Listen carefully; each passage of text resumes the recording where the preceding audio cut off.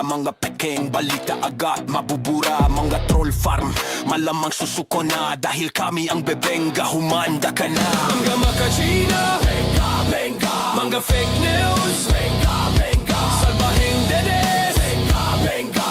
Halik sa Walang kawala ang may sala. Pegador, wala kang kawala. Benga, bengador, kayo ay maganda. Benga, bengador, galit sa masama. Benga, bengador, ang sa inyo bebenga. Benga, bengador, wala kang kawala. Benga, bengador, kayo ay maganda. Benga, bengador, galit sa masama. Benga, bengador, ang sa inyo bebenga. Senator Bato de la Rosa, mga kababayan ko, kinikilabutan na nga ba, mga kababayan?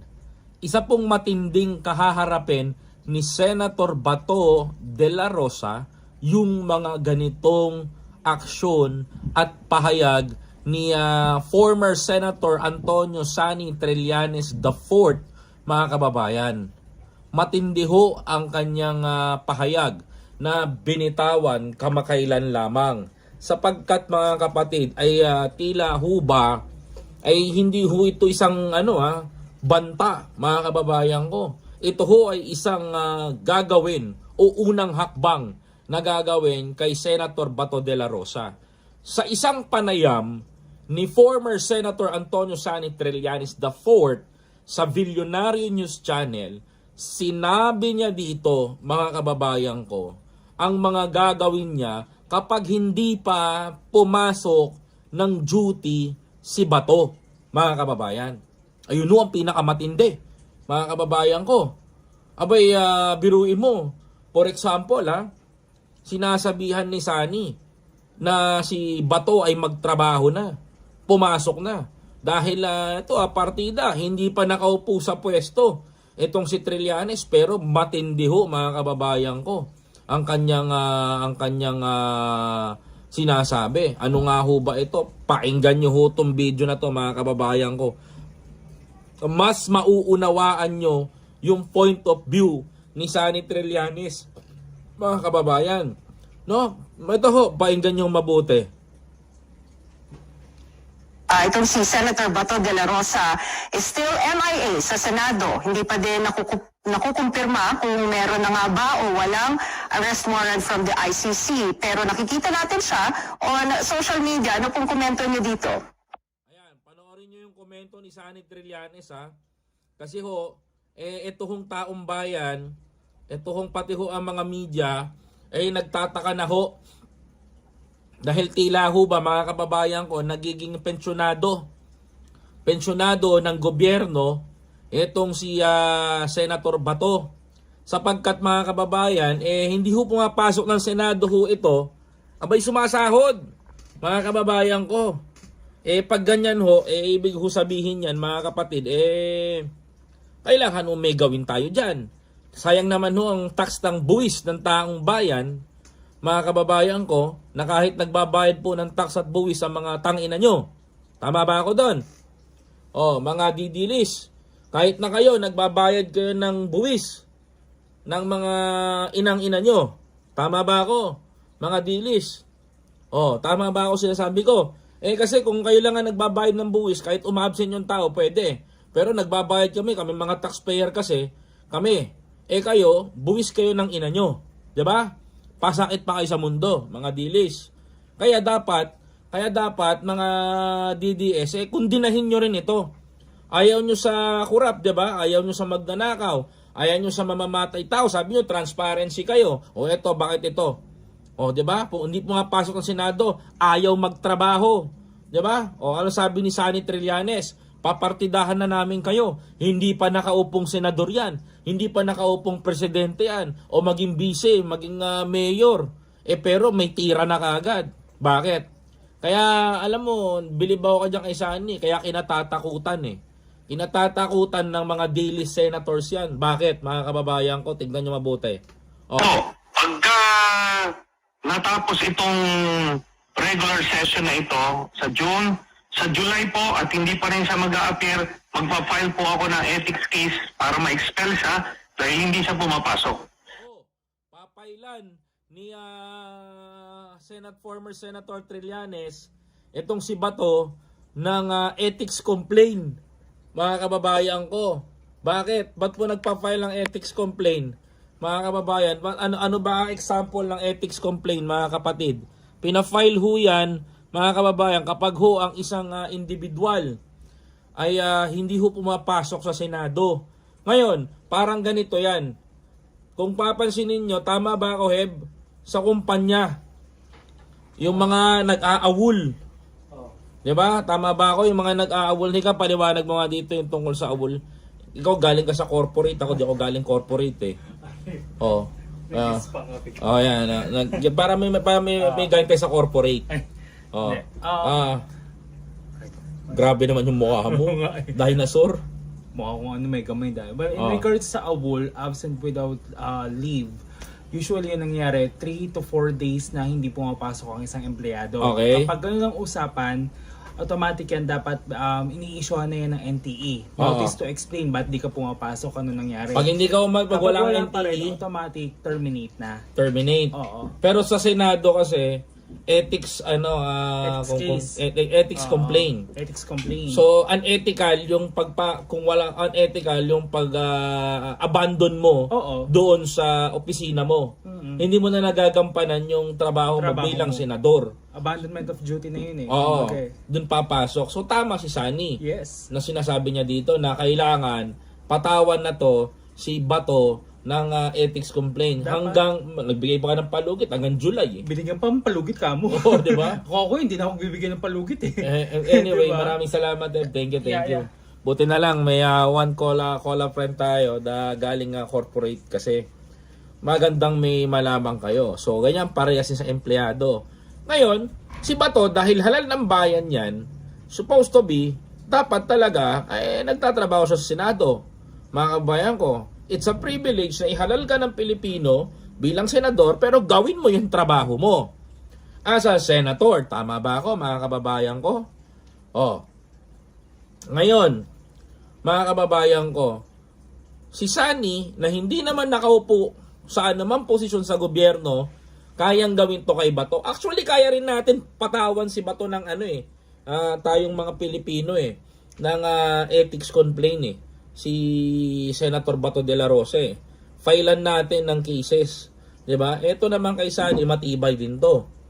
Mga kababayan ko. Kaya pala nauunawaan ko na gusto ni Sunny na wag muna maupo sa any position. Kasi mapapansin mo, mga kababayan ko, kahit wala siyang position, may tira. Etong si former Senator Antonio Sunny Trillanes. Well, tama naman si former Senator Antonio Sunny Trillanes doon. Mga kababayan ko, talagang paninindigan niya yung mga banatan na ganyan. Agree naman ako doon. But the thing is, ganito mga kababayan ko. Ganito mga kababayan. Tingnan niyo mabuti. Yan ang mandato niya. At pag hindi niya ginawa yan, meron siyang dereliction of duty, ika nga. Kaya pwede siya ma-expel. Ma-expel si Bato kapag hindi pa pumasok sa Senado. Ngayon, mga kababayan ko, ano nga ba ang kinakatakot ni Bato? Wala namang warrant of arrest na inihain ng ICC kay Bato. Wala pa namang warrant of arrest. Bakit ba nagtatago si Bato? Ano bang kinakatakot niya? Hoy, Bato, ano bang kinakatakot mo? Wala pa yung warrant mo. Ba't ayaw mo magtrabaho? 'Di ba? Ayaw magtrabaho. Nung panahon na ganyan, naghahari-harian kayo. Nung si Chis Escudero, akala nyo habang buhay si Chis sa pagiging Senate President, biglang bumagsak ng ganyan. Mga kababayan, ano nangyari? 'Di ba? Ano nangyari? O 'di ba? Hindi kayo makapaghari-harian ngayon, mga didilis. Kaya nga laking problema malaki ang problema ni Bato ngayon kasi pwede siyang matanggal bilang senador. Well, kung natatanggal si Bato, malaking tulong din 'yon kasi mawawalan ng tatakbo na vice-presidente.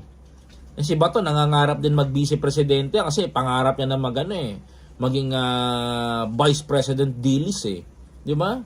O kaya panoorin nyo to. Ano pa sabi ni Senator Trillanes? Pero lang po yan. Senator, pahabol ko lang I know I already told you that was my last question, but have you heard any confirmation kung meron nga bang arrest warrant na inilabas ang ICC? Ayan. Para mabasag na ho yung mga tanong. Para mabasag na ho lahat yung mga question. Mabasag na ho yung mga tinatanong ho ng mga ibang tao. Kung meron nga bang warrant of arrest itong si Bato. Mga kababayan ko, sasagutin na ho ni former Senator Antonio Sani Trillanes para matapos na ho yung mga agam-agam ng mga dilis. Mga kababayan ko. Di ba? Para matapos na ho, sasagutin na ho ni Senator Trillanes, mga kababayan ko. Ayan ho. Senator Bato de la Rosa. Let's just say that I wouldn't be in a position to confirm or deny that. Hayaan na natin si Bato mag-decide kung meron ba o wala. Bato, ikaw na mag-desisyon kung meron o wala kang meron o wala kang meron o wala kang kaso. Kasi sabi ni Senator Trillanes, wala siya sa posisyon para sabihin na meron o wala at hindi siya hindi pwede niyang sabihin yun in public kasi hindi naman siya official, mga kababayan ko. Pero mga kababayan ko, mga kapatid, pero ang nananatiling assassin out of the government, ang nakikita ko talaga, si Senator Trillanes. Napakatalino nito ni Senator Trillanes kung papansinin mo. Tactically, and pagdating doon sa, sabihin natin, topography ng politika na pinapasok niya, mga kababayan. Napakatalino ng diskarte niya. Kung tutusin, biruin mo mga kababayan ko, no? Pinataob ni Senator Trillanes ang tinggil ni Bato. No? Ang tinggil ni Bato, kumbaga pinanginig ni Senator Trillanes ang tinggil ni Bato. Mga kababayan ko, kaya hindi po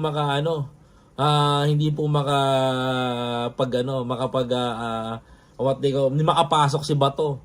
Kumbaga si Trillanes lang pala ang kinatatakutan ng mga dilis talaga. No, totoo 'yan mga kababayan ko. No, kinatatakutan ng mga dilis. Bakit mga kababayan? Kasi kita nyo, wala sa posisyon, hindi wala naman sa gobyerno, pinakulong si Duterte. Tapos ngayon mga kababayan ko, si Bato nagkaroon lang ng chismis na merong warrant of arrest. Si Bato, nagtago kagad, mga kababayan ko. Nagmala, si Trillanes, mga kababayan ko, nung panahon na iniipit ni Duterte yan, andun sa loob ng Senado. Di ba? Andun sa loob ng Senado, hindi umalis. Mga kababayan ko ng Senado, senador siya.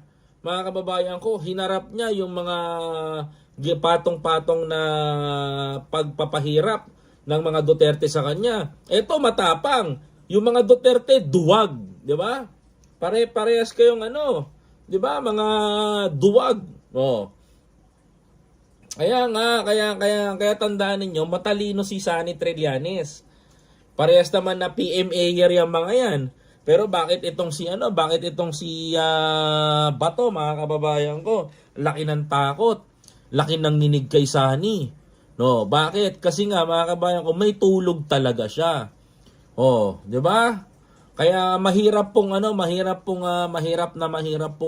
damdamin ng isang Bato de la Rosa yung kahihinatnan niya kapag si Sani talaga ang binangga niya.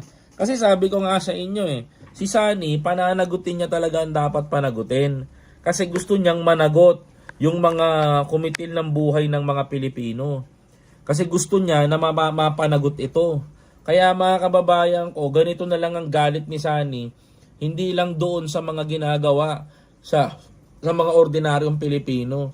Kung tutusin, tingnan nyo mga kababayan ko si Sani lang ang bumabangga sa mga Duterte ganito.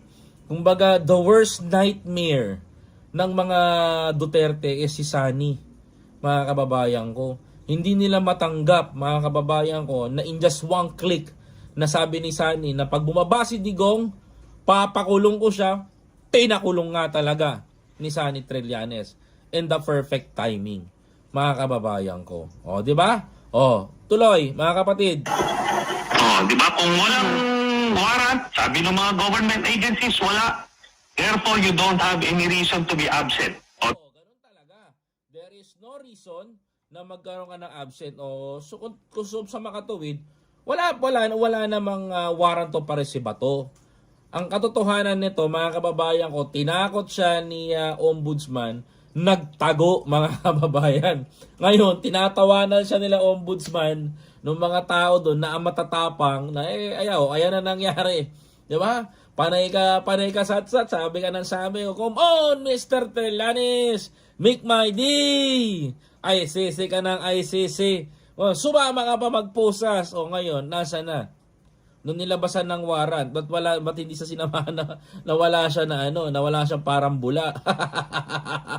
Diba mga kababayan ko, natakot, nagtago na kaagad mga kababayan.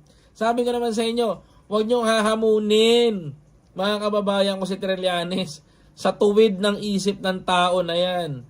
Sa tuwid na isip ng tao na yan, talagang tutuluyan kanya na ipakulong.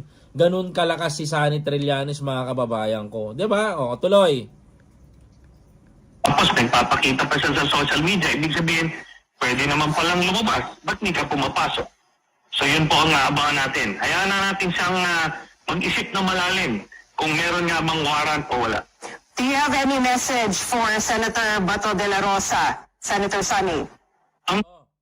Alam mo yun, ano mensahe ni Sunny Trillanes kay Bato?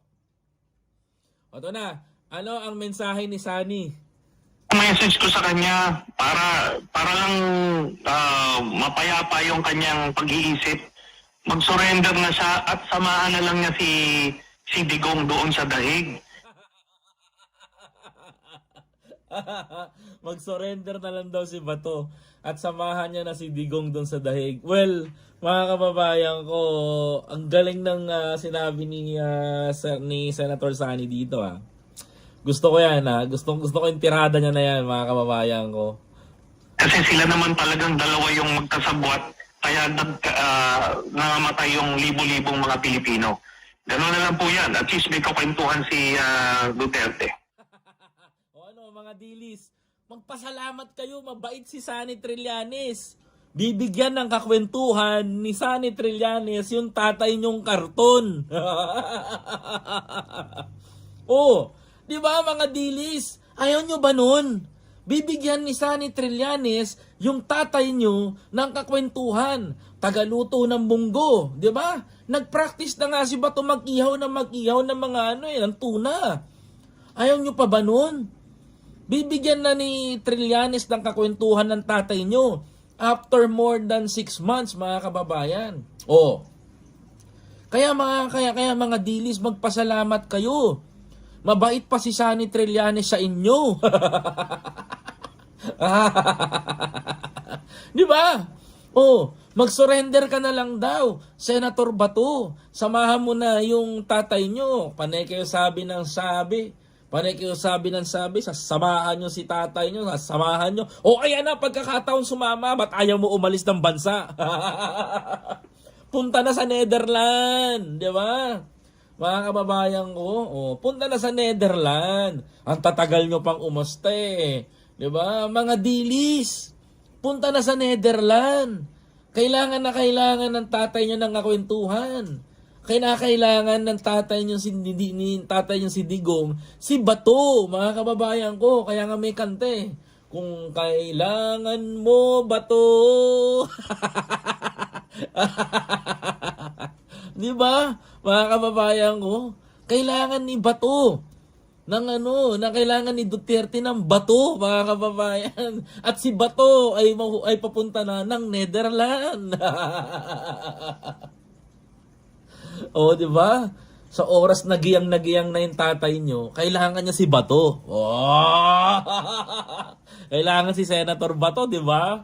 Oh, multi-purpose si Bato mga kababayan, di ba? Oh, sabi ko sa inyo mga dilis the worst nightmare ninyo ay si Sunny Trillanes, mga kababayan. Kababayan ko, no? Oh, kayo nang bahalang humusga. No, sinabihan na ni Sunny na mag-pack up ka na ba to? Mag-ready ka na. Kasi anumang oras, pag lumutang ka, parang sinabi ni Sunny gano'n, dadamputin kita. Oh, di ba? Magsama-sama sa Netherlands ng mga bugok, di ba? Tatapang ninyo nung una. Sasamahan nyo si Tatay Digong nyo dun sa ano. Pucha, una ka pa nagtago. Dapat talaga isang bagsakan na lang yung warrant ni Bato eh. Tsaka ni Digong eh. Isang damputan lang eh. Di ba? Oh, di ba mga kababayan ko? Ganyan talaga. Oh, antayin nyo na lang mga kababayan. Yung matindi-tindi. No? Please don't forget to follow, like, comment, share, and subscribe.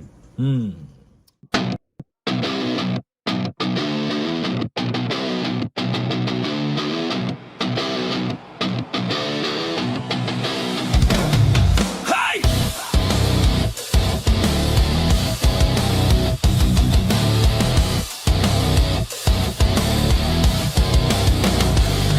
Pagalog ka ang utak, hindi na uubra. Mga pekeng balita agad mabubura. Mga troll farm, malamang susuko na. Dahil kami ang bebenga, humanda ka na. Mga makachina, benga, benga. Mga fake news, benga, benga. Salbahing dedes, benga, benga. Halik sa Walang kawala ang may sala. Pegador, wala kang kawala. Benga, Pegador, kayo ay maganda. Benga, Pegador, galit sa masama. Benga, Pegador, ang sa inyo bebenga. Benga, Pegador, wala kang kawala. Benga, Pegador, kayo ay maganda. Benga, Pegador, galit sa masama.